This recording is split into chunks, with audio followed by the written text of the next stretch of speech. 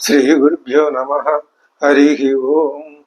దంతాంచలేన ధరణీతలమున్నమయ్య పాదాళకేళిషు ధృతాది వరాహలీలం ఉల్లాఘనోత్ఫణ ఫణాధర గీయమాన క్రీడావదానం ఇభరాజముఖం నమామః.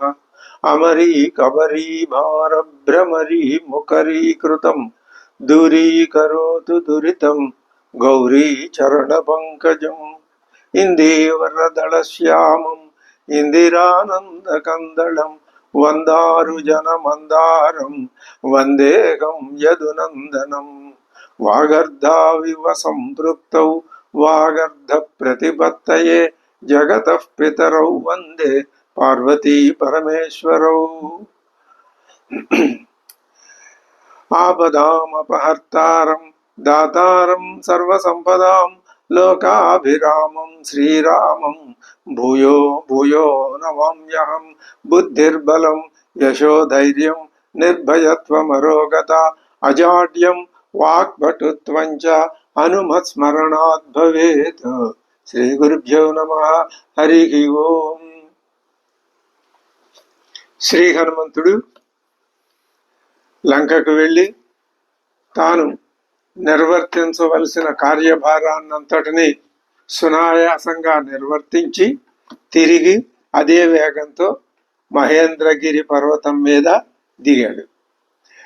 మిగిలిన కప్పులంతా ఆయన చుట్టూ చేరి అభివాదనం చేశారు, నమస్కారం చేశారు. ఎంతో దృష్టా సీత అని చెప్పి ఆయన ఒక్క ముక్క చెప్పాడు వాళ్ళతో. ఇంకా వాళ్ళ ఆనందం మిన్నుముట్టిపోయింది. కొంతమంది సకిలించారు, కొంతమంది ఇకిలించారు, కొంతమంది పెద్ద పెద్ద నినాదాలు చేశారు, సింహగర్జనాలు చేశారు, కొంతమంది చెట్లు ఎక్కారు, కొంతమంది ఆనందంతో గంతులు వేశారు. ఇలా వాళ్ళలో కలిగిన ఉత్సాహాన్ని వాళ్ళు ప్రదర్శించారు. మొత్తం మీద అందరూ చేరి ఆ అంగదుణ్ణి హనుమంతుణ్ణి మధ్యలో కూర్చోబెట్టుకుని మిగిలిన వాళ్ళందరూ చుట్టూ చేరారు. చేరితే అప్పుడు తథా తస్య గిరే శృంగే మహేంద్రస్య మహాబలాః హనుమత్ ప్రముఖాః ప్రీతిం అరయో జగ్మతురుత్తమాం. ప్రీతి మత్సు ఉపవిష్టేషు వానరేషు మహాత్మసు తం తతః ప్రీతి సంహృష్టః ప్రీతిమంతం మహాకపిం జాంబవాన్ కార్యవృత్తాంతం అపృచ్ఛదనిలాత్మజం. ఒక్క ప్రీతి అనే మాటని వాల్మీకి మహర్షి 1, 2, 3, 4 సార్లు ఒకే శ్లోకంలో ప్రయోగించాడు. అందరి ముఖాల్లో ఆనందం తాండవిస్తున్నది. పరమ సంతోషంలో ఉన్నారు వాళ్ళు. అంతకు పూర్వం కలిగిన దిగులు, విచారం, బాధ, నిరాశ ఇవన్నీ మటుమాయం అయిపోయినాయి. అల్లంత దూరం నుంచే హనుమంతుని యొక్క పెద్ద ఆ నినాదాన్ని ఆయన విన్నారు, వాళ్ళందరూ విన్నారు. ఆ జాంబవంతుడు అప్పుడే చెప్పాడు, ఈ హనుమంతుడు సర్వదా కృతకార్యోసౌ, ఆయన తన నిర్వహించవలసిన పనిని నిర్వహించుకునే తిరిగి వస్తున్నాడు, వృధాగా రావటం లేదు. అందుకనే ఆయన చేసినటువంటి సింహనాదం అంత గొప్పగా ఉన్నది అని కనిపెట్టేసి అందరితో చెప్పాడు జాంబవంతుడు. ఇప్పుడు అందరూ చక్కగా కూర్చున్నారు.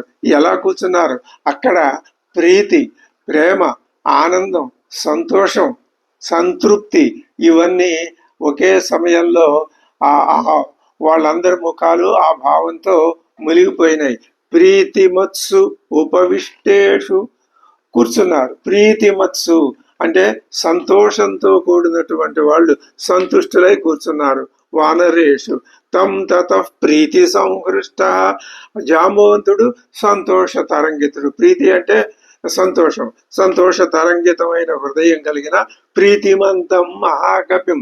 మహాకపి ప్రీతిమంతుడు. అక్కడ కూర్చున్న వానరులు ప్రీతిమంతుడు, జాంబవంతుడు ప్రీతిమంతుడు. అప్పుడు జాంబవాన్ అపృచ్ఛతు అడుగుతున్నాడు, ఏమని? కథం దృష్టా త్వయా దేవి. ఏమయ్యా హనుమంత, నువ్వు ఏ విధంగా అమ్మవారిని చూశావు? అమ్మవారిని చూశావా? కథం తత్రవా వర్తతే. ఇదిగో అమ్మవారు అక్కడ ఎలా ఉన్నది, ఏ పరిస్థితుల్లో ఉన్నది? క్షేమంగా ఉన్నదా, కుశలంగా ఉన్నదా, నిర్భయంగా ఉన్నదా? ఇన్ని ఆలోచనలు మనసులో పెట్టుకొని కథం వా తత్ర దేవి వర్తతే తస్యాం వా సకథం వృత్త క్రూరకర్మ దశానన. ఆ రావణాసురుడు ఆమె పట్ల ఎలా ప్రవర్తిస్తున్నాడు ఇక్కడ మనం చూశాం. చాలా క్రూరంగా ప్రవర్తిస్తూ తీసుకువెళ్ళాడు. ఇప్పుడు అలాగే ప్రవర్తిస్తున్నాడా? ఆమె యొక్క గొప్పతనాన్ని ఏమైనా కొంచెమైనా గుర్తించాడా? లేకపోతే ఇంకా అలాగే మూర్ఖంగా ఆ రావణాసురుడు అమ్మవారిని చూస్తున్నాడా? ఎలా ఉంది అతడి యొక్క దృక్పథం? తత్వత సర్వమేతన్న ప్రబ్రూహి త్వం మహాకపే. హే మహాకవి, నువ్వు మహాకవివయ్యా, కాబట్టే సముద్రాన్ని దాటావు, అక్కడ పని పూర్తి చేసుకుని వచ్చావు. హే మహాకపే సర్వం నహ ప్రబ్రూహి, మొత్తం అంతా మాతో చక్కగా చెప్పేవయ్యా, జరిగింది జరిగినట్టు పోసుకొచ్చినట్టు చెప్పేశాయి. సమ్మార్గిత కథం దేవి, నువ్వు ఏ విధంగా అమ్మవారిని వెతికి పట్టుకున్నావు? కించస ప్రత్యభాషత, ఆమె ఇచ్చిన సమాధానం ఏం చెప్పింది? శృతార్థాశ్చింతయిష్యామ, నువ్వు చెప్పిన మాటలు విని అప్పుడు మనం ఏం చేయాలో ఆలోచించుకుందాం. ఇక్కడ చూడు, జాంబవంతుడు తన యొక్క వయోధిక్యత వలన వచ్చినటువంటి ఆ పెత్తనాన్ని మీద వేసుకుంటున్నాడు, నిర్ణయిద్దామంటున్నాడు. ఆ నిర్ణయించే బాధ్యతలో హనుమంతుడిని కూడా భాగస్వామిని చేస్తాడట. వీళ్ళందరూ కలిపి నిర్ణయిస్తారు. మంచిదే, తప్పే ఉంది. హనుమంతుడు నేనే నిర్ణయిస్తాను, నేను చెప్పినట్టు మీరు చేయండి అనేటటువంటి మనిషి కాదుగా. ఆయన స్వభావం తెలుసుగా వీళ్ళకి. అందుకని జాంబవంతుడే ఆ మాట నిశ్చయింతయిష్యామ కృతం కార్య వినిశ్చయం, ఏం చేద్దామో అప్పుడు ఆలోచించుకుందాం. యశ్చార్థస్తత్ర వక్తవ్య, అక్కడికి వెళ్ళి ఏ విషయాలు మనం ఆ సుగ్రీవ్ మహారాజుకి శ్రీరామచంద్ర ప్రభువుకి మనం చెప్పాలి. యశ్చార్థో వక్తవ్య, తర్వాత రక్షితవ్యం చేయతు తత్ర, అక్కడ ఏది చెప్పక్కర్లేదు. అదేమిటి? చెప్పవలసినవి కొన్ని, చెప్పనక్కర్లేనివి కొన్ని ఉన్నాయా? ఉండవచ్చు. జాంబవంతుడు పెద్దవాడు కదా. ఇదిగో మనం ఇక్కడే కూర్చుని నిన్నను సముద్రాన్ని దాటాల్సి వచ్చినప్పుడు నేను 10 యోజనాలను ఒకడు, 20 యోజనాలను మరొకడు దిగజారిపోతూ నిరుత్సాహపడుతూ చెప్పామే, అలాంటి మాటలు చెప్పొద్దు. తర్వాత ఇంకా మనం అనేక రకాలైన యాత్రలు పడ్డాం. ఇదిగో మనం ఆత్మహత్య చేసుకుందాం, ప్రాయోపవేశం చేద్దాం, ఇలాంటి మాటలేమీ చెప్పొద్దు. మనం నువ్వు చెప్పేది చెప్పు, అప్పుడు ఏం చెప్పాలో నిర్ణయించుకుందాం. అప్పుడు ఏం చెప్పాలో నిర్ణయం అయిపోతుంది. లంకలో నువ్వు చేసిన ప్రతి పని అక్కడ చెప్పాలి. అంతకు పూర్వం మనం పడిన బాధలు ఏమీ చెప్పవద్దు. బహుశా ఇదే జాంబవంతుడి యొక్క ఆలోచన అయి ఉంటుంది. ఆ మాట అంటల్లో రక్షితవ్యం చ యత్ర సనియుక్తస్తేన సంప్రహృష్ట తనూరుహ ప్రణమ్య శిరసా దేవ్యై సీతాయై ప్రత్యభాషత. ప్రణమ్య శిరసా దేవ్యై, శిరసా ప్రణామం. ఎటువైపు తిరిగి? అమ్మవారు ఉన్నటువంటి దక్షిణ వైపు దిక్కువైపుకి తిరిగి ఇక్కడి నుంచే మళ్ళీ మనస అమ్మవారిని ఒకసారి తలుచుకొని నమస్కారం చేసి ప్రత్యువాచ హనుమాను ఆయన ప్రత్యభాషత అంటున్నాడు. ఆ మాట్లాడేటప్పుట ఆయనకి సంప్రహృష్ట తనూరుగా, ఆయన యొక్క గగుర్పాటు, శరీరానికి ఆనందంతో అంత గగుర్పాటు తాను అది గగుర్పాటే తప్ప అహంకారం కాదు. అహంకారం పొందే స్వభావం హనుమంతుడిలో లేదు. అయితే ఒక విషయం మనం కొంచెం ఆలోచించాలి. ఆలోచించి దానిని ఆయన హనుమంతుడు కావాలని చేసినట్లే ఏం చేశాడు? అమ్మవారిని అక్కడ జాడ తెలుసుకున్నాడు, మాట్లాడాడు, అభిజ్ఞానాలు ఇచ్చాడు, అంతా అయిపోయి అమ్మాయి ఇంకా నేను ఎవరో చూడకముందే వెళ్ళొచ్చేస్తాను అని అనాలి కదా. అనలా. సరే వెళ్ళొస్తానన్నాడు. వెళ్ళి ఆ పక్కకి వెళ్ళి ఏ విధంగా నేను ఇక్కడికి వచ్చి నా రాకని ఇంకా అక్కడ చెప్పాడు ఆయన తన మనసులో మాట. ఈ శత్రువుల యొక్క వీళ్ళు శత్రువులే, అందులో అనుమానం లేదు. వీళ్ళ బలం ఏమిటో చూపించాలి, నా బలం ఏమిటో చూపించాలి, రావణాసురుడితో చెప్పాలి. నాకంటే తక్కువ వాళ్ళు ఎవరు అక్కడ లేరు, అందరూ నాకంటే ఎక్కువ వాళ్ళే, బుద్ధి తెచ్చుకో. ఇప్పుడు మనకి ప్రశ్నకి సరైన జవాబు దొరికింది. ఏం ప్రశ్న, ఏం జవాబు? అనవసరంగా అశోకవనాన్ని ఎందుకు భగ్నం చేశాడు? ఆత్మవేత్త అని చెప్తున్నారే హనుమంతుడు. అంటే ఆయన అందులో ఏ విధమైన గర్వం కానీ తొందరపాటుతనం కానీ ఇవి ఏమీ లేవు. మరి ఏమీ లేవు, లేకపోయినా నిష్కారణంగా అశోకవనాన్ని భగ్నం చేశాడు కదా. భగ్నం చేసిన మాట వాస్తవమే. దాంట్లో ఉన్న ముఖ్య ఉద్దేశం ఏమిటి అంటే రావణాసురుడికి ఒక అవకాశం ఇవ్వడానికి. ఇది అంతరార్థం. అలాగే ఇది దీంట్లో ఈ విధంగా చేయటంలో స్వాతంత్ర్యం అవలంబించటంలో హనుమంతుడికి బహుశా శూర్పణఖ వృత్తాంతం కూడా మనస్సులో ఉండి ఉండవచ్చు. అక్కడ ఎవరు? స్వామివారే శూర్పణఖని ఉడికించి ఆమెకు ముక్కు చెవులు కోసి కొంచెం పరాభవించి పంపించారు. అక్కడ విమర్శ ఉంది. ఆవిడ స్త్రీ కదా, ఈయనకి ఏం ఉపకారం చేసింది? నిన్ను పెళ్లి చేసుకుంటానంది, నన్ను పెళ్లి చేసుకో అని అడిగింది, అది నేరమా? నాకు భార్య ఉంది కాబట్టి వద్దు వెళ్ళిపో అని చెప్పి పంపించేస్తే పోదా? అక్కడ కూడా శూర్పణఖ ఎదురుచ్ఛయ వచ్చిందని చెప్పాడు వాల్మీకి. ఎందుకు వచ్చిందో వచ్చింది. పైగా వీళ్ళు వనవాసం ముగించుకునే సమయం దగ్గరికి వస్తుంది. ఇంతవరకు అసలు వనవాసానికి ఎందుకు వచ్చారో ఆ కార్యక్రమానికి నాంది ప్రస్తావన జరగల. ఇదిగో శూర్పణఖ అందుకే వచ్చిందని స్వామికి తెలుసు. అందుకని ఆమెను సంహరించకుండా ఆమె ముక్కు చెవులు కోసి దానికి కూడా కారణం చూపించాడు ఆయన. నిష్కారణంగా ఏం చేయలేదు. సీతమ్మ మీదకి ఆవిడ దూకపోతుంటే దానికి శిక్ష విధించి పంపించాడు అంతే. దాంట్లో ముఖ్య ఉద్దేశం ఏమిటి? ఈ కరదూషణాదులు వస్తారు, ఈవిడు వెళ్ళి రావణాసురుడితో చెప్తుంది.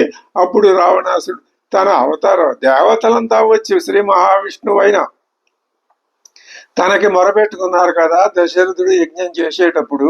అప్పుడు ఆయన ఏం చెప్పాడు? మహావిష్ణువుగా ఉండగా ఏం చెప్పాడు ఆయన? నేను దశరథ కుమారుడుగా జన్మిస్తాను, జన్మించి రావణాదుల్ని వధిస్తానని చెప్పాడుగా. మరి ఆయన దేవతలకు ఇచ్చిన మాట నిజం కావాలిగా. అందుకని శూర్పణఖని ఆ విధంగా చూశారు. అదే భావంతో హనుమంతుడు కూడా ఇక్కడ అశోకవనం భగ్నం చెయ్యటంలో ముఖ్య ఉద్దేశం అదే తప్ప అందులో అక్కడ శ్రీరామచంద్రుడికి కానీ ఇక్కడ హనుమంతుడికి కానీ వాళ్ళు ఎవరి మీద ఏ విధమైన నిష్కారణమైన కోపాన్ని వైరాన్ని ప్రదర్శించలేదు. అది సకారణంగానే ఉన్నది అని మనం భావించవలెను. ఇది ముఖ్యమైన విషయం. ఇప్పుడు అంటున్నాడు సంప్రహృష్ట తనూరుహ. అబ్బా ఇక అక్కడ చేసిందంత తను చేసింది తను చెప్పుకోవాల్సి వచ్చిందిగా. అది కొంచెం చిన్న లోపమే. ఇంకొకళ్ళు ఎవరైనా ఉంటే తను చేసింది వాళ్ళు చెప్తూ ఉంటే తను మెదరకుండా కూర్చోవచ్చు. మరెవరూ లేరు, తానే కాబట్టి తనే మొత్తం అంతా చెప్పాలి. మరి ఇక్కడే చెప్పేస్తే ఎలాగండి? చాలాసేపు చెప్పాడు ఆయన. మరి అక్కడికి వెళ్ళిన తర్వాత కూడా ఇంకా ఇది దీనికంటే ఇంకా వివరాలు విశేషాలు అక్కడ చెప్తాడు. అక్కడ చెప్పడానికి కాదు. ఇక్కడ ఇప్పుడు సంప్రహృష్ట తనూరుహ, ఆనందంతో గగుర్పాటు పొడిచినటువంటి శరీరంతో. ఆ గగుర్పాటు దేని వల్ల వచ్చింది? ఆనందం వల్ల వచ్చింది, సంతోషం వలన వచ్చింది. దేనికి సంతోషం? అమ్మవారిని తాను దర్శించాడు. ఆ దర్శనం వలన వచ్చిన సంతోషంతో చెప్తున్నాడు. మీకు తెలుసు కదయ్యా, మనమంతా ఇక్కడ నానా బాధలో పడ్డాం, ఈ సముద్రాన్ని ఎలా దాటాలా అని. సరే, మీరందరూ కలిసి నన్ను ముందుకి తోశారు. ప్రత్యక్షమేవ భవతాం మహేంద్రాగ్రాత్ ఖమాప్లుత అహం. నేను మహేంద్ర పర్వతం యొక్క శిఖరం మీద నుంచి ఆకాశంలోకి ఎగిరాను కదా, అది మీకు ప్రత్యక్షమేవా? మీరు స్వయంగా మీరు చూశారు కదా. ఉదదే దక్షిణం పారం కాంక్షమాణ సమాహిత. ఎందుకు ఎగిరానంటారు? నేను ఆ గాల్లో ఎందుకు దూకాను అంటే ఈ సముద్రానికి దక్షిణ వైపుకి వెళ్ళడానికి. గచ్చతశ్చకి మే ఘోరం విఘ్నమే వాభవతు. విన్నారా? నేను వెడుతుంటే నాకు ఘోరమైన విఘ్నం కలిగింది. ఘోరం అంటే చాలా అయిష్టకరమైన భయంకరమైన ఒక విఘ్నం వచ్చింది. శ్రేయాంసి బహు విఘ్నాన్ని. మంచి పని చేయటం మొదలు పెడితే అన్ని విఘ్నాలే వస్తాయి. మనం చేయదలుచుకున్న ఇది మనకి మళ్ళీ ఒకసారి హనుమంతుడు తను ఆ సముద్ర లంఘనాన్ని చెబుతూ, అక్కడ సముద్ర లంఘనంలో మనం అనేక విషయాలు సాధకులుగా మనం ఏం చేయాలి, ఏ విషయాన్ని ఎలా చూడాలి అనే విషయం సవివరంగా చెప్పుకున్నాం. ఇక్కడ ఎట్లా ఉంటుంది అంటే, అక్కడ చెప్పుకున్నవే ఎప్పుడూ గుర్తు పెట్టుకోవాలని, గుర్తు ఉండాలని లేదు. ఈ సాధన అనేది మానవుడు జీవించి ఉన్నంత వరకు ప్రతి క్షణం ప్రత్యహం నిరంతరం జరగవలసినటువంటి సుమహత్ కార్యం. అది ఆంతరంగికంగా మనస్సులో తెర వెనక జరుగుతూ ఉండాలి. ఒక్కొక్కసారి జరగదు, మర్చిపోతాం. ఒక ముఖ్య కారణం ఒకటి ఏమిటది? నీలో ఉన్న త్రిగుణాలు అవి రావణాసురుడి కంటే బలిష్టమైనవి. ఏవి? త్రిగుణాలు. ఒక రకంగా రావణాసురుడే బలహీనుడు ఆ త్రిగుణాల ముందు. ఆ త్రిగుణాలు పట్టుకుంటే ఏమిటి? అవి వాటితోటే మానవుడు ఈ ఉపాధిలో పడతాడు. ఈ ఉపాధిలో నుంచి బయటపడటానికి నీకు గనక మనస్సులో కోరిక కలిగితే అప్పుడు నువ్వు ఈ దృష్టితో రామాయణం చదువు. నాకేం కోరిక, అసలు నాకు మీరు చెప్పేదే అర్థం కావట్లేదండి, బయట పట్టం ఏమిటి, లోపల పట్టం ఏమిటి అంటే దానికి జవాబు ఉండదు. రామాయణం మామూలుగా చదువుకోవటం పుణ్యప్రదం, అది మంచిదే, బాగానే ఉంటుంది. తర్వాత ఘోరం విఘ్నం అభవతు. ఏమిటది? కాంచనం శిఖరం దివ్యం పశ్యామి సుమనోహరం. ఏమయ్యా, సుమనోహరంగా ఉందంటున్నావు, కాంచనమైన బంగారమయమైన దివ్యమైన దేవ సంబంధమైన శిఖరం చూశానంటున్నావు, ఘోరం విఘ్నం అంటున్నావు. ఇదేంటి పరస్పర విరుద్ధంగా ఉందే?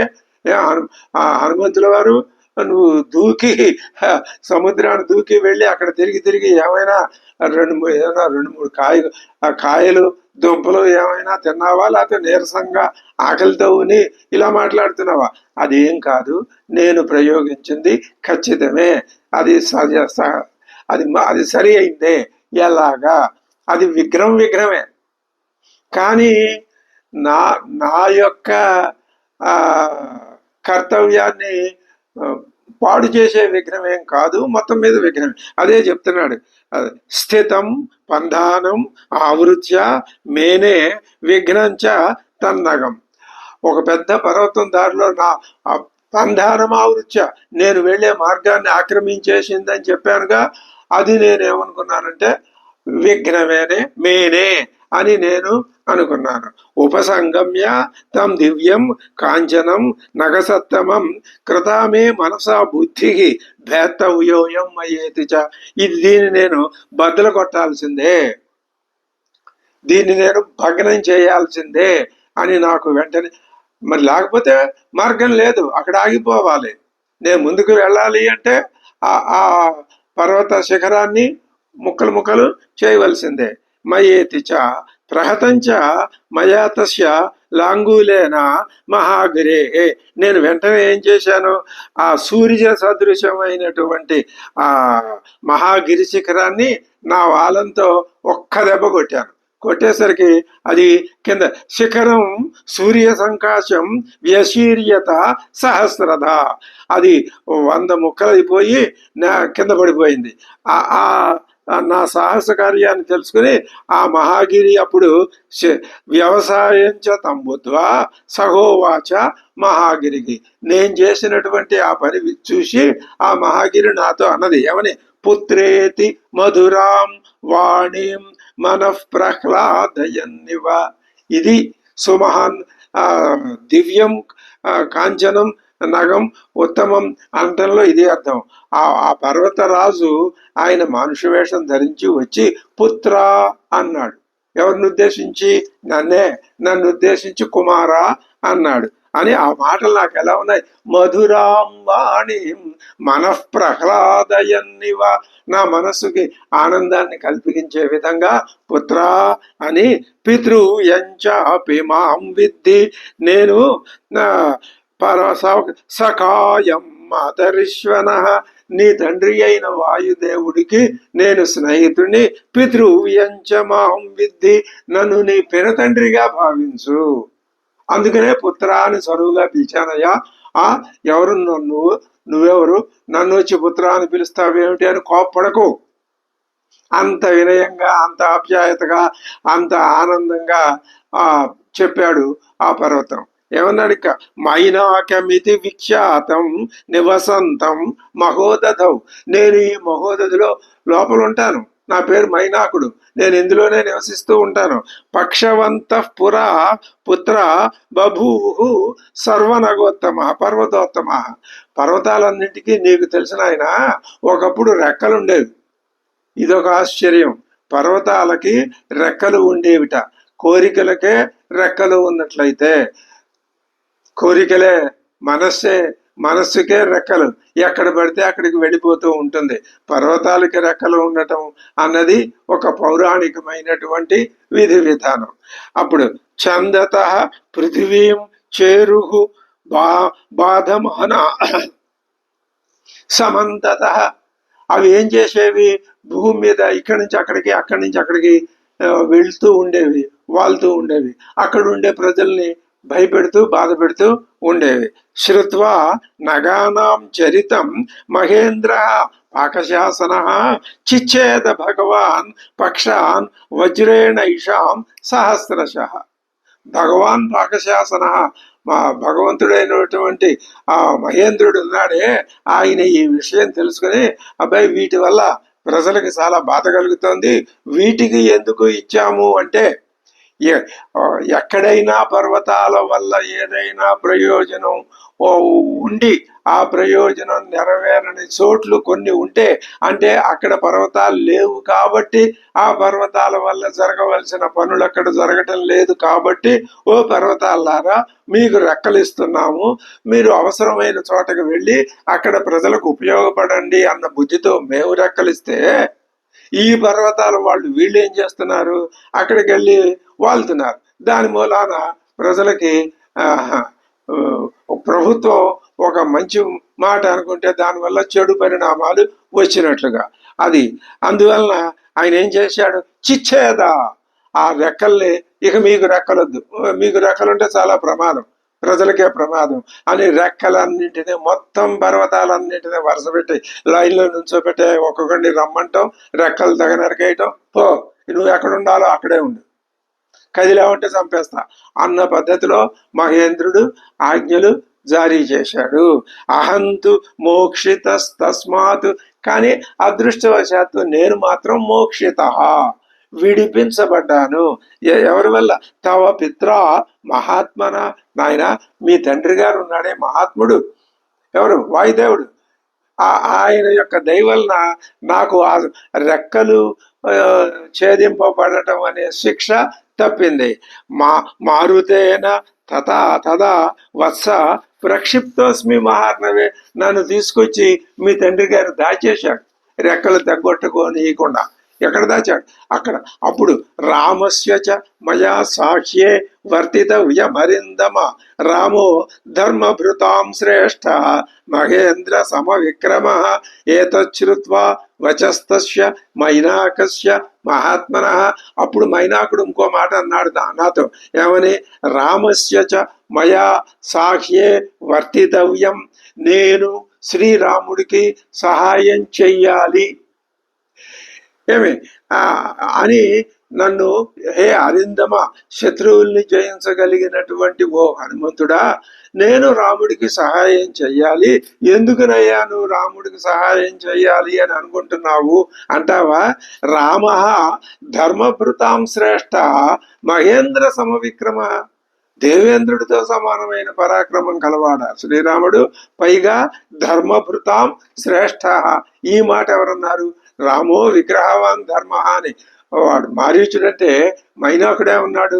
రామో ధర్మభృతాం శ్రేష్ఠ, ధర్మాన్ని ధరించే వాళ్ళలో ఉత్తమోత్తముడు శ్రీరాముడు. అంటే తాను ధర్మాన్ని ఏ విధంగా నిలపాలో, ధర్మాన్ని ఏ విధంగా తాను ఆచరించి ఇతరులకి మార్గదర్శకంగా ఉండి ఇతరుల చేత ధర్మాచరణలో ప్రవర్తిస్తే వచ్చేటటువంటి మంచి పుణ్యం ఫలితాలు ఏవో అవి చూపించడానికి ఆయన వచ్చాడు. కాబట్టి రాముణ్ణి ఏమంటున్నాడు ఆయన? ధర్మభృతాం శ్రేష్ఠ. మరి ఆ మాటలు చెప్పాడు. నేను ఆయనకు సహాయం చెయ్యాలి. కార్యమావేద్యతు గిరేహే ఉద్యతం చ మనోమమ తేన చాహమనుజ్ఞాతో మైనాకేన మహాత్మన. నేను ఆ మైనాకుడి మాటలు విని నేను నిర్వహించవలసినటువంటి రామకార్యాన్ని చెప్పాను. చెప్తే అప్పుడు ఆ మైనాకుడు ఆయన ఏం చేశాడు అంటే, సరే అలాగే నువ్వు విశ్రాంతి తీసుకో అని చెప్దాం అనుకున్నాను, సరే నువ్వు వెళ్ళిరా అని ముందుకి నన్ను వెళ్ళిరమ్మన్నాడు. సచ అపి అంతర్హిత శైలో మానుషేణ వపుష్మత. తన యొక్క మానవ శరీరాన్ని ఉపసంహరించుకొని శైల రూపంతో ఆ మైనాక పర్వతం మళ్ళీ ఏం చేసింది? శరీరేణ మహాశైల శైలేన చ మహోదధౌ. మహోదధిలోకి మళ్ళీ వెళ్ళిపోయాడు ఆయన. ఉత్తమం జవం ఆస్థాయ శేషం పంధానమాస్థిత. ఇక అప్పుడు ఆ మైనాకుడితో మాట్లాడేటప్పుడు కొద్దిగా నాకు వేగం తగ్గింది.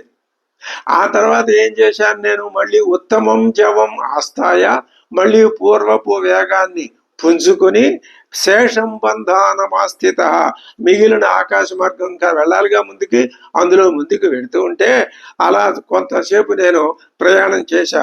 తతోహం సుచిరం కాలం వేగేన అభ్యగమం పది. కొద్దిసేపు నేను వేగంగా మార్గంలో ముందుకి వెళ్ళాను. తతః పశ్యామి అహం దేవీం సురసాం నాగమాతరం. సురస అనే పేరు కలిగిన నాగమాత అయినటువంటి ఆమెను నేను సముద్ర మధ్యంలో, సముద్ర మధ్యే సాదేవి వచనం మామభాషత. సముద్ర మధ్యంలో రెండో వాడడం వచ్చింది. ఎవరు? సురస, ఆవిడ నాగమాత. ఆవిడ వచ్చి ఆవిడన్నది మమ భక్ష ప్రదిష్ట త్వం. హే వానరా, నువ్వు ప్రదిష్ట నిర్దేశింపబడ్డావు. దేనికి నిన్ను నిర్దేశించారు? మమ భక్ష, నాకు ఆహారం కమ్మని నిన్ను ఆ దేవతలు ఆజ్ఞాపించారు. దేవతలు నీతో నిన్ను గురించి చెప్పారు. ప్రదిష్ట అనిర్దిష్ట అమరై, ఎవరి చేత? అమరై హరిసత్తమ అతస్వాం భక్షయిష్యామి విహితస్వం చిరస్యమే. నేను ఎంతకాలం నుంచో ఎదురు చూస్తున్నాను, నువ్వు చక్కగా వచ్చావు, నిన్ను నేను భక్షించేస్తాను అన్నది. ఏవముక్త సురసయ ప్రాంజలి ప్రణత స్థిత. ఇక్కడంతా నేను ఆత్మనే ఉత్తమ పురుషులో చెప్పుకుంటున్నాడు. అక్కడ ప్రథమ సర్గలో ప్రథమ పురుషులో జరిగింది. అక్కడ ఇది తాను చేసినట్టు తను ఏం చెప్తున్నాడు? సురసయ ప్రాంజలి. ఆ తనని భక్షించేస్తానన్న సురసకి ప్రాంజలి స్థిత. ఎవరు? అహం, నేను. ఆవిడకు ఒక నమస్కారం పెట్టి అంటున్నాను, వివర్ణవదనో భూత్వా. నా ముఖం అంతా వివర్ణం అయిపోయింది. ఇప్పుడు ఎలాగా? ఈ దేవతలేమో ఈవిడికి ఆహారం అదిగో ఆ వచ్చే వానరుడే అని చెప్పారట. మరి దేవతల మాట నేను ఎలా కాదనాలి? ఆహారం అయిపోతాను. కానీ మరి రామకార్యం ఏమవుతుంది? అందుకని నా ముఖం కాస్త వివర్ణం అయిపోయింది. వివర్ణం అయిపోయిందంటే నాకు బాగా నిరుత్సాహం కలిగి అప్పుడు నేను వాక్యంచ ఇదం ఉదయరయం, నేను ఈ మాటలు అన్నాను. ఎవరితో? ఆ సురస్సుతో. ఏమన్నాను? రాము దాశరథి శ్రీమాన్ ప్రవిష్టో దండకావనం. ఈయన ఎన్నిసార్లైనా రామాయణం చెప్తాడు. రాముణ్ణి గురించి చెబితే ఇంకా ఎవరు కాదనరు కాబట్టి తన పని సులువైపోతుంది. అంతే తప్ప తనని కర్తగా చేసుకుని మొదలు పెడితే ఎదటి వాళ్ళు వినవచ్చు, వినకపోవచ్చు. ఎవరు వింటారు? సంపూర్ణంగా తెలిసిన మహాజ్ఞానులు అయితే వినవచ్చు, సగం సగం తెలిసిన ఈ సురస లాంటి వాళ్ళైతే వినకపోవచ్చు. రామో దాశరథి ప్రవిష్టో దండకావనం లక్ష్మణేన సహ భ్రాత్ర సీతయా చ పరంతప. తస్య సీతా హృత భార్య రావణేన దురాత్మన. తస్యా సకాశం దూతోహం గమిష్యే రామశాసనాత్ కర్తుమర్హసి రామస్య సాహాయ్యం విషయే సతి అథవా మైథిలీం దృష్ట్వా రామంచ అక్లిష్టకారిణం ఆగమిష్యామి తే వక్త్రం సత్యం ప్రతి శృణోమి తే ఏవముక్త మయా సాతు సురస కామరూపిణి. నేను చెప్పాను, అమ్మా శ్రీరామచంద్రుడు ఆయన అవతారమూర్తి, ఆయన తండ్రి వాక్యం, ఈ కథ అంతా నేను చెప్పుకొచ్చి నేను రామకార్యం మీద పెడుతున్నానమ్మా. అక్కడ అమ్మవారిని దర్శించి మళ్ళీ రాముడిని కూడా దర్శించి ఈ విషయం ఆయనకి చెప్పి నేను వచ్చి నీకు ఆహారం అయిపోతాను, మాట ఇస్తున్నాను. నేను మాట ఇస్తే ఇచ్చిన మాటని తప్పే మనిషిని నేను కాదు అంటే ఆ మాట చెబితే అప్పుడు ఆవిడేమన్నది, అబ్రవీత్, ఆవిడ అన్నది నాతో, నాతి వర్తేత, నో కుదరదు, నా మాట జవదాడడానికి వీల్లేదు. కశ్చిదేశ వరో మమ, నా నా నాతి వర్తేత కశ్చిత్, ఎవడు నా ఆజ్ఞని మీరిపోవటానికి లేదు. ఏష వరో మమ, ఇది నాకు దేవతలు ఇచ్చిన వరం. ఏంటనుకున్నావు, దేవతల కంటే పెద్ద గొప్పవాడివా నువ్వు? ఏవ ముక్త సురసయ దశయోజనమాయత, నేను 10 యోజనాల పెద్ద ఒక విగ్రహం కింద ఆకారం కింద మారిపోయా. తత అర్ధగుణ విస్తార, ఆ తర్వాత ఏం చేశాను, 5 రెట్లు ఇంకా పెంచాను. బభూవ అహం క్షణేనతు మత్ ప్రమాణ అనురూపం, నా ఆవిడేం చేసింది, నా శరీర ప్రమాణానికి తగినట్లుగా ఆమె కూడా వ్యాధితుంతు ముఖం తయా, ఆమె తన ముఖాన్ని నేను పెంచిన దానికంటే ఎక్కువ తప్పించుకుపోవటానికి వీలు లేకుండా. తద్దృష్ట్వా వ్యాధితం చ ఆస్యం హ్రస్వం హి అకరవం వపు, అవి తెలివితేటలు, సద్యస్ఫూర్తి, అప్పటికప్పుడు రావాలి తెలివితేటలు. గంట తర్వాత 3 రోజుల తర్వాత ఆలోచన వస్తే ఏం ప్రయోజనం? ఈ కాగల కార్యం గంధర్వులు తీర్చేస్తారు, ఈ లోపల అయిపోతుంది, ఏమీ ఉండదు. అది సత్యస్ఫూర్తి అంటే. అది ఆ మహానుభావుడు హనుమంతుడికి ఆ లక్షణాలన్నీ ఉన్నాయి. అటువంటి లక్షణాలు మీకు అన్నీ కాకపోయినా అన్నీ ఉండవు. అన్నీ ఉంటే హనుమంతుడే అవుతాడు. అన్నీ ఉండవు. కొన్నింటినైనా సాధకులైన మీరు ప్రయత్నపూర్వకంగా మీ యొక్క దైనందిన గృహకృత్యాల్లో ఉపయోగపడటానికి కాదు, సాధనా మార్గానికి ఉపయోగపడటానికి వీలుగా కొంచెం కొంచెంగా మీరు అభ్యసించండి. అప్పుడు హనుమంతుడు మీకు తప్పనిసరిగా దగ్గర ఉండి సహాయం చేసి మిమ్మల్ని మోక్ష మార్గంలో ముందుకు పంపుతాడు. ఇది పెద్దలందరూ ఇప్పటి వరకు రామాయణాన్ని ఆ ప్రజానీకానికి బోధించిన రచనల ద్వారా, మాటల ద్వారా బోధించినటువంటి పెద్దలందరూ చెప్పే మాట. అంతేగాని నీ స్వార్థం కోసం, నీ ధన సంపాదన కోసం, నీ కోరికలన్నీ తీరడం కోసం నేను హనుమంతుడిని ఉపాసిస్తానంటే దానివల్ల ప్రయోజనం ఉండదు గాక ఉండదు. దేంట్లో ఉంటుంది? ఆయన అవతారమూర్తి దేనికి వచ్చాడు. అయితే మీరు అలా అంటున్నారు, అలా మరి ఆ విధంగా హనుమంతుడు చేత అటువంటి ప్రసాదాన్ని పొందినటువంటి ఉదాహరణలు అక్కడక్కడ వినపడతాయి.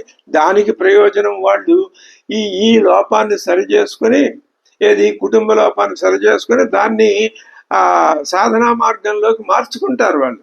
అలాంటి వాళ్ళకి సహాయం తప్పనిసరిగా ఎప్పుడైనా ఆయన మారుతి ఇచ్చి తీరుతాడు. ఆయన వాళ్ళ వెనకాల ఉండి వెన్ను తట్టి ముందుకి పంపిస్తూ ఉంటాడు. అదే చెప్పాడు.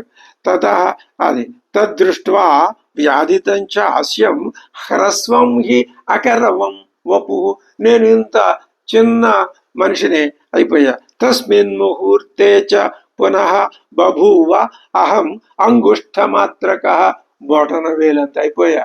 ఎంత పెద్ద మహారూపం, ఇంత పెద్ద చిన్న బొటన వేలంత.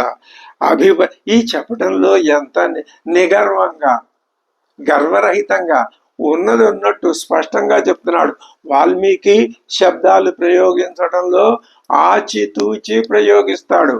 మొట్టమొదట ఘోరం విఘ్నం అన్నాడు, తర్వాత వెంటనే దాని గురించి మంచి చెప్పాడు.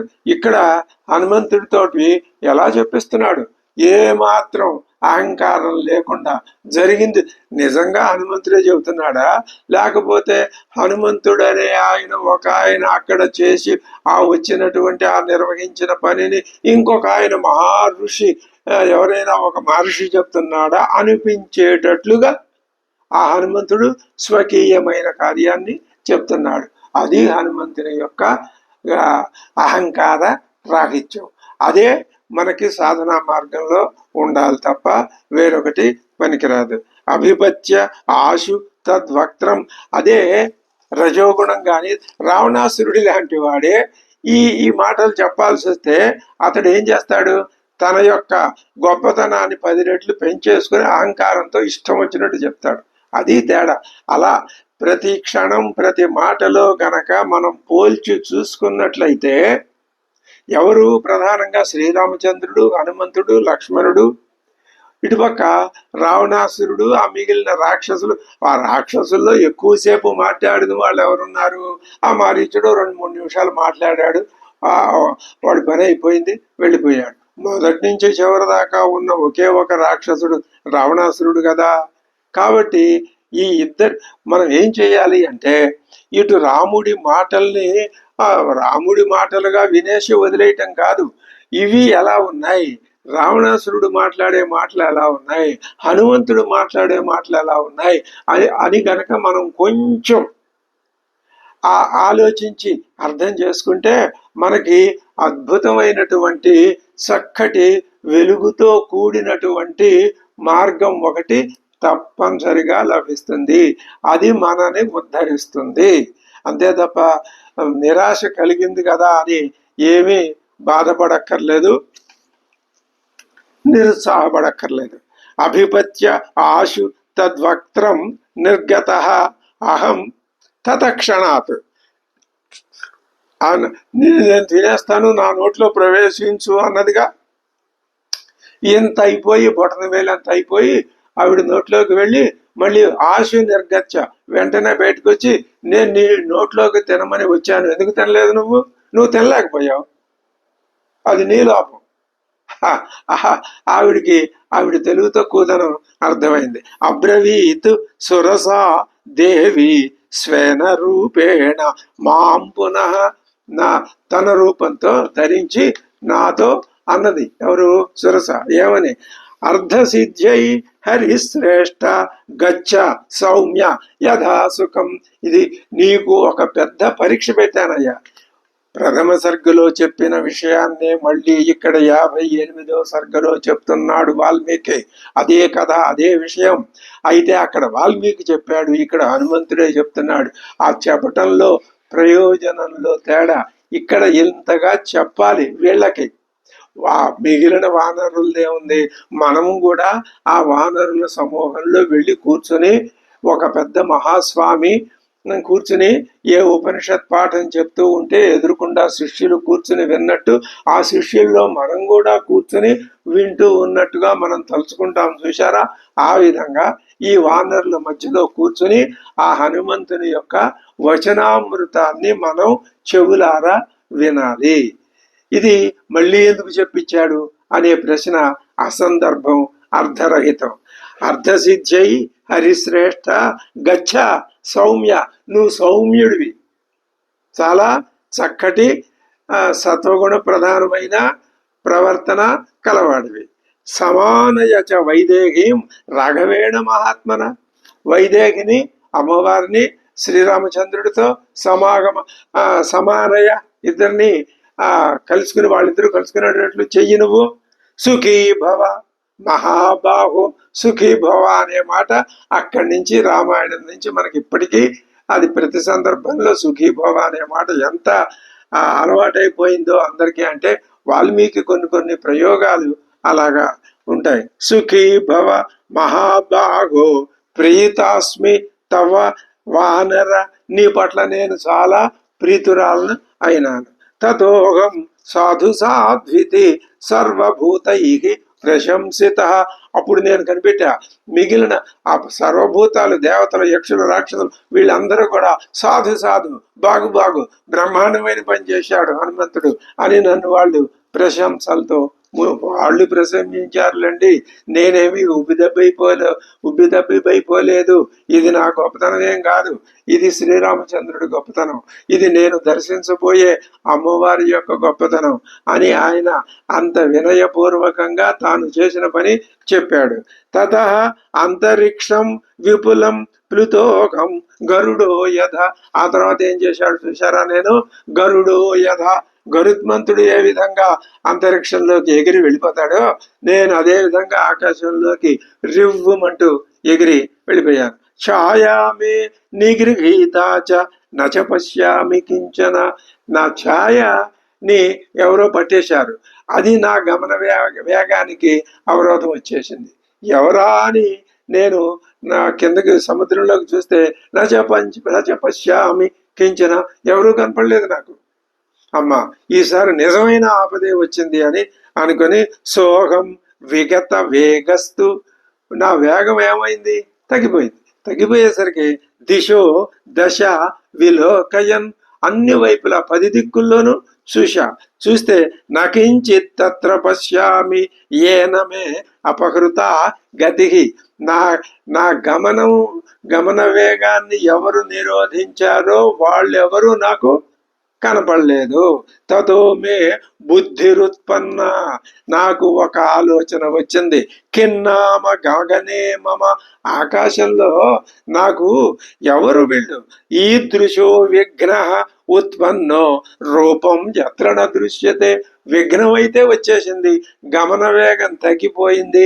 ముందుకి ఎంత ఉత్సాహంగా దూకి వెళ్ళాలనుకుంటున్నా ఆ వెళ్ళదగినంత వేగం అందుకోలేకపోతున్నాను, ఎవరూ కనపట్టలేదు. ఇది ఓ పెద్ద సంక్లిష్టమైన సమస్య. ఇంతకు ముందు వచ్చినవి రెండు కూడా ఆ భగవంతుడి అనుగ్రహం వల్ల తేలిగ్గా సుకరంగా అయిపోయినాయి, పరిష్కారం అయిపోయినాయి. ఇప్పుడు ఇది నిజమైన గడ్డు సమస్య వచ్చింది హనుమంతుడికి. పెద్ద పరీక్ష, అగ్ని పరీక్ష వచ్చింది. నకించిత్ తత్ర పశ్యామి తతో మే బుద్ధిరుత్పన్న కిన్నామ, ఏటిది ఎవరు వీళ్ళు? ఇది ఈదృశో విఘ్న ఉత్పన్న అని. అధోభాగేన మే దృష్టి శోచత పాతిత మయా, ఆలోచిస్తూ నా దృష్టి కింద వైపుకి చూశాను నేను. అప్పుడు సముద్ర తత అద్రాక్షమహం భీమాం రాక్షసీం సలిలేశయాం, సముద్రపు నీళ్లలో ఒక రాక్షసి ఉన్నది, అందులో ఉన్నది సలిలేశయాం, ఆ భయంకరమైన రాక్షసి అక్కడ దాక్కుని ఉన్నది నాకు కనపడింది. ప్రహస్యచ మహానాదం ఉక్తోహం భీమయాతయ, నేను ఆ రాక్షసిని చూసేసరికి ఆ రాక్షసి కూడా నన్ను ఈ హనుమంతుడు చూసేశాడురా అని అనుకుని ఆవిడేం చేసింది? భయంకరంగా కోపంతో ఒక వికటాట్టహాసం చేసి నాతో అన్నది, అవస్థితం అసంభ్రాంతం ఇదం వాక్యం అశోభనం. నాతో ఒక ఘోరమైనటువంటి పనికిరాని మాట, కోపంతో కూడిన మాట అన్నది. క్వాసి గంత మహాకాయ క్షుధితాయ మమ ఈప్సిత భక్ష ప్రేణయ మే దేహం చిరం ఆహారవర్జితం. ఇదిగో నాకు చాలా కాలం నుంచి ఆహారం లేదయ్యా, చాలా నువ్వు ఎప్పుడేం చేయవు? ప్రేణయ మే దేహం, నా ఆకలిని, నా శరీరాన్ని కాస్తంత నువ్వు సంతోషపరచు. మమ భక్ష, నాకు భక్ష ఆహారంగా అయిపో. క్వాసికంతా, ఎక్కడికి వెళ్తున్నావు? నువ్వు ఎక్కడికి వెళ్ళడానికి వీల్లేదు. రాక్షస జాతి దానను నేను, నాకు నువ్వు ఇష్టమైన క్షుధితాయ మమ ఈప్సిత భక్ష, నాకు ఇష్టమైన ఆహారం నువ్వు, ఎంత చక్కగా ఎంత కమ్మగా నేను తినేస్తానో తెలుసునా. నా ఆకలి తీర్చి నాకు సంతృప్తిని కలిగించు. బాఢమిచ్చేవ తాంబాణీం ప్రత్యగృహ్ణాం అహం తత. సరే, ఆవిడ విసిరిన సవాల్ని నేను స్వీకరించాను. ఏమన్నాను? సరే అన్నాను, సిద్ధమయ్యాను. ఆ మాటకు ఎదురు చెప్పకుండా ఆమె నోరు ఎంత ఉందో ఆ నోటి కంటే ఎక్కువ ప్రమాణంగా నేను నా శరీరాన్ని ఇందాక సులసవద్ద చేసినట్లే ఆస్య ప్రమాణాద్ అధికం తస్యా కాయం అపూరయం. ఆవిడ ముఖంగా నోటికంటే పెద్దగా నా శరీరాన్ని పెంచాను. అప్పుడు ఆవిడ ఏం చేయాలి? ఇంకా నోరు పెంచాలి. తస్యాశ్చాస్యం మహద్భీతం వర్ధతే మమ భక్షణే. నాకంటే పెద్దగా ఎక్కువ నేను కూడా పట్టేటంతగా నోరు ఆవిడ పెంచివేసింది. నచ మాం సాతు బుబుధే మమ వా వికృతం కృతం. కామరూపుడుదైన నన్ను గురించి కానీ నా ప్రతిక్రియను గురించి కానీ పాపం ఆవిడికేమీ తెలియదు. నేనేం చేయబోతున్నానో ఆవిడికి తెలియదు. తెలియక అలా నోరు పెంచేసింది. తతోహం విపులం రూపం సంక్షిప్య నిమిషాంతరాత్. మరు నిమిషంలో రూపం సంక్షిప్య చిన్న రూపంగా తయారు చేసేసి తస్యా హృదయమాదాయ ఆవిడ నోట్లోకి వెళ్ళి ఆవిడ హృదయాన్ని గుండెని ఇలా పట్టుకొని పిడికిలతో ప్రపదామి నభస్థలం. ఆమె గుండెను చీల్చుకుని వెంటనే ఆకాశంలోకి వచ్చేశాను. సా విసృష్ట భుజ భీమా పపాత లవణాంబసి. ఆమె పర్వత సదృశ్యమైనటువంటి శరీరం కలిగిన ఆవిడ ఆ గుండెను నేను చీల్చివేసేటప్పుడు ఆ భుజ సందులు చీలిపోయినాయి. ఈ భుజం ఇటు ఈ భుజం ఇటు పడిపోయి, ఎందుకని గుండె లేదుగా మధ్యలో చేసినప్పుడు ఆ శిథిలం కాగా ఆమె కళేబరం ఏమైపోయింది? సముద్రంలో పడిపోయింది. సా విసృష్ట భుజ భీమ, భయంకరంగా పాపం పపాత లవణాంబసి, సముద్రంలో పడిపోయింది. మయా పర్వత సంకాశ నిగృత్త హృదయాసతి. హృదయాన్ని పెకలించి వేసేసరికి ఆవిడ సముద్రంలో ఆవిడ మరణించి ఆ శరీరం పడిపోయింది. శృణోమి ఖగతానాం చ సిద్ధానాం చారణై సహా. నేను ఆకాశంలో ఉన్నారు వాళ్ళు, ఆహా ఏం గొప్ప పని చేశాడు హనుమంతుడు అని వాళ్ళందరూ నన్ను రాక్షసి సింహిక భీమా క్షిప్రం హనుమత హత అన్నారట వాళ్ళు. అప్పటిదాకా ఆవిడెవరో నాకు తెలీదు. వాళ్ళు అన్నారు, ఆ గొప్ప భయంకరమైనటువంటి ఆ సముద్రంలో ఉంటూ ఆ దారిలో ప్రయాణించే ప్రాణులందరినీ తింటూ ప్రాణుల్ని భయభ్రాంతుల్ని చేస్తున్నటువంటి సింహిక అనే ఒక రాక్షసిని హనుమంతుల వారు సంహరించాడు అనే విషయం వాళ్ళు చెప్పే అప్పుడు నాకు తెలిసింది. తాం హత్వా పునరేవాహం కృత్యం ఆచ్యయికం స్మరన్ గత్వా చాహం మహాధ్వానం పశ్యామి నగమండితం దక్షిణం తీరం ఉదధేహే లంకా యత్ర చ సాపురి. సరే, ఈ విధంగా వచ్చిన విఘ్నాలన్నింటినీ తట్టుకొని నేను దక్షిణ తీరానికి దాని మీద నగమండితం ఆ పర్వతం మీద నేను దిగాను. అస్తం దినకరే యాతే. సూర్యుడు అస్తమించాడు నేను వెళ్ళేసరికి. రక్షసా నిలయంపురం ప్రవిష్టోహం అవిజ్ఞాత. ఆ రాక్షసుల పట్టణంలో నేను అవిజ్ఞాత ప్రవిష్ట, ఎవ్వరికీ తెలియకుండా ఆ నగరంలో ప్రవేశించాను. తత్ర ప్రవిశతశ్చాపి కల్పాంత ఘనసన్నిభ అట్టహాసం విముంచంతి నారీకాప్యుద్ధితాపుర. నా ఎదురుకుండా ఒకానొక స్త్రీ అట్టహాసం విజృంభించి పెద్దగా పగలబడి నవ్వుతూ వికటాటహాసం చేస్తూ ఒక ఆవిడ వచ్చేసింది.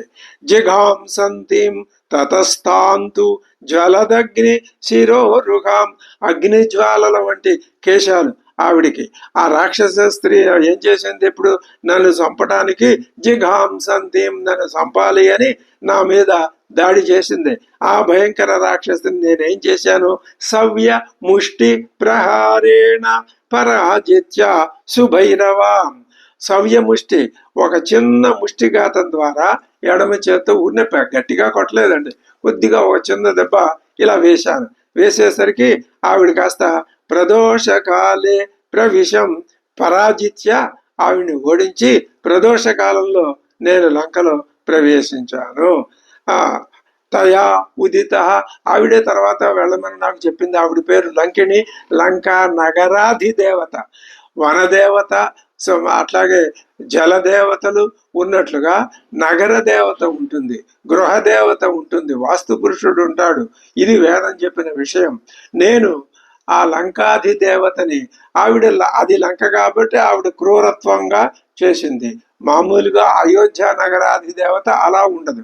సరే, అహం లంకాపురి, ఆవిడ చెప్తోంది, అహం లంకాపురి వీర నిర్జిత విక్రమేణతే, నీ పరాక్రమం చేత నన్ను జయించావు చూశావా.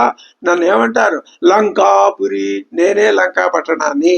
యస్మాత్ తస్మాత్ విదేత్ విజేతాసి సర్వరక్షాంశ అశేషత. ఇక నువ్వు లంకా పురీ దేవతనే జయించావు కాబట్టి నువ్వు సర్వరాక్షసుల్ని జయించేస్తావు పో. ఇదే శుభ సూచకం, ఇదే నాంది, మొట్టమొదట జరిగేది ఇదే. దీనివల్ల మిగతావన్నీ ఇలాగే జరుగుతాయి. తత్ర అహం సర్వరాత్రంతిగా ఆవిడ ఆ విఘ్నం కూడా పోయిన తర్వాత ఆ రాత్రి అంతా కూడా నేను విచిన్వన్ జనకాత్మజాం విచిన్వన్, అమ్మవారిని వెతికాను. రావణాంతఃపురగత నచ అపశ్యం సుమధ్యమాం, అమ్మవారిని రావణాంతఃపురంలో కూడా వెతికానండి, ఎక్కడ అమ్మవారు కనపడలేదు. తత సీతాం అపశ్యన్స్తు, అమ్మవారు కనపడకపోవడం చేత ఎక్కడ కనపడలేదు. రావణస్య నివేశనే శోకసాగరమాసాధ్య నపారముపలక్షయే, నేను శోకసాగరంలో మునిగిపోయా.